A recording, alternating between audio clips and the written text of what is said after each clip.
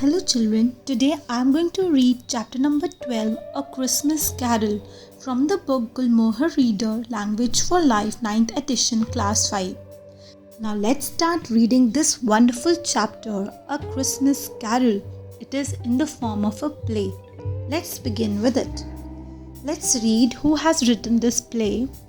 Charles Dickens was an English writer who is thought to be a great writer for his humor and for how well he could describe what people said and thought. This story of an unfriendly miser is believed to have awakened people's minds to the true spirit of Christmas across the world. Here is the list of characters of the play in this. Narrator 1, Narrator 2, Jacob Marley, Ebenezer Scrooge, Ghost of Christmas Past, Ghost of Christmas Present, Ghost of Christmas Yet to Come, and Passerby. Scene 1. Narrator 1. Ebenezer Scrooge is an unfriendly miser who runs a counting house. He is a man to whom money is dearer than people. Narrator 2. It is Christmas Eve and everyone is happy except Scrooge. He keeps himself aloof and does not share the joy of Christmas with anyone. Narrator 1. Then a strange thing happens. That night the spirit of his dead friend Jacob Marley visits him. Narrator 2. Marley tries to make Scrooge understand that there are more important things in life than making money. Narrator 1. He asks Scrooge to change his ways while there is still time. Jacob Marley. You still have time, Ebenezer. Ebenezer Scrooge. Time for what? Marley. Time to change and to be kind to those who are poor and needy, especially at this time of the year.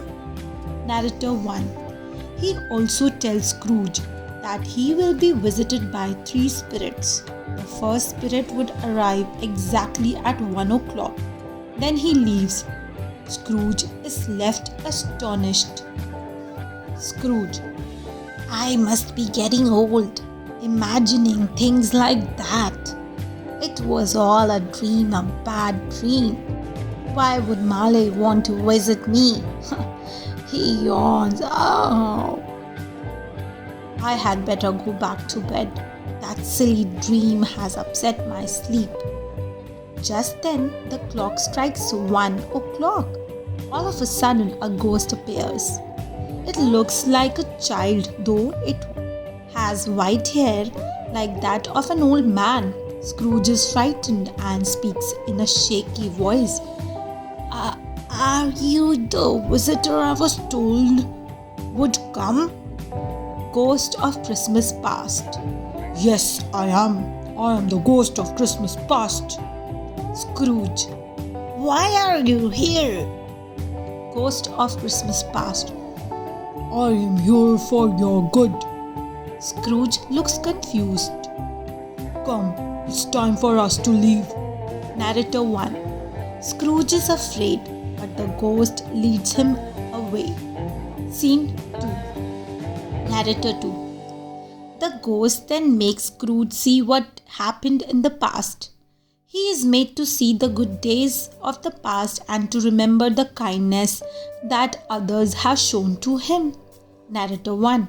Scrooge slowly begins to understand how unkind he has been to others, though they have been good to him. He realizes his mistake and begins to weep. Scrooge, weeping to the ghost. Stop! This is so painful! Stop! Ghost of Christmas Past. These are things of the past as they happened. I cannot change the past. My time is up. I must go now. Narrator 2. Soon the ghost leaves and Scrooge is back in his house. He prepares to go back to bed again. Narrator 1. Suddenly, he notices a ghost dressed in a long green robe with a wreath on its head. Scrooge. Who are you? Ghost of Christmas Present. I am the ghost of Christmas present. Scrooge. What are you here for? Ghost of Christmas Present. Take my hand and you will see. Narrator 2. Scrooge takes the ghost's hand and they leave. Narrator 1. The ghost then takes Scrooge to his nephew, Fred's house. Fred, his wife and their young children are in the living room. They are having a good time and enjoying themselves. Narrator 2. Although he has been unkind to them, Scrooge sees them praying for his good health. Narrator 1. Scrooge remembers how Fred had invited him to share Christmas dinner at his home, but Scrooge had refused him. He feels saddened by the way he treated his nephew earlier. Narrator 2. Soon the ghost leads Scrooge away. Later, he finds himself in his house and the ghost has gone. Scene 3. Narrator 1. Soon the third ghost appears, wearing a long robe with a hood. Scrooge. You must be the ghost of Christmas yet to come. The ghost does not answer. That's right, isn't it? Please speak to me. You are going to show me that I have changed, aren't you? Narrator 2. The ghost points a finger at something without saying anything. Scrooge sees a group of men talking to each other. He recognizes that they are people he has worked with before. Scrooge and the ghost listen to their conversation. Narrator 1. Scrooge hears them talking about someone who is dead. He notices that the men are not sorry for the dead man. Narrator 2. It slowly dawns on him that the dead man is himself and that no one really misses him. Scrooge to the ghost. Was I the dead man? The ghost remains silent.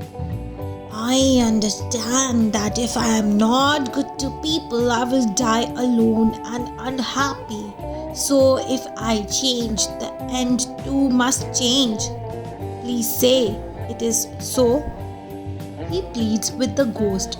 Spirit, hear me. I am no longer the man I once was. I will honor Christmas in my heart and try to keep it all here. The spirits of the past, the present and the future will live in me. And I shall not forget their lessons. Please give me hope. Please give me hope. Narrator 1. The ghost slowly vanishes, leaving Scrooge begging on his knees. Narrator 2. Just then, Scrooge hears noises outside his window. He looks out and shouts to a passerby. Scrooge. What day is it, young man? Passerby. Why, it's Christmas, of course, sir. Narrator 1. Scrooge is both surprised and happy. He dances around in joy. Scrooge. Christmas, Christmas, it's still Christmas. I'm saved. I have been given another chance. He looks at a picture of Marley. Thank you, Jacob. He looks up towards the heavens. Thank you, spirits. Thank you, Lord. Thank you all for the time. Now it is time for me to make amends. Scene 4. Narrator 2. Soon he goes about making preparations to right everything that he had done wrong. Narrator 1. And now Scrooge is a changed man. Some laugh to see such a difference in him, but he doesn't mind. Narrator 2.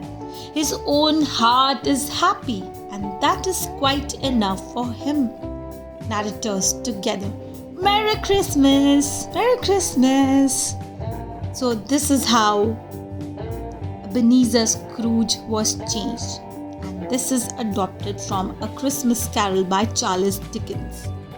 Now here are some back exercises for you to see and go through and try out by yourself. And here are some lessons for grammar and usage of the grammar for you all. And further elaborated things you need to learn and try out. Do not forget to like and subscribe our channel for more videos. Thank you so much. Happy learning.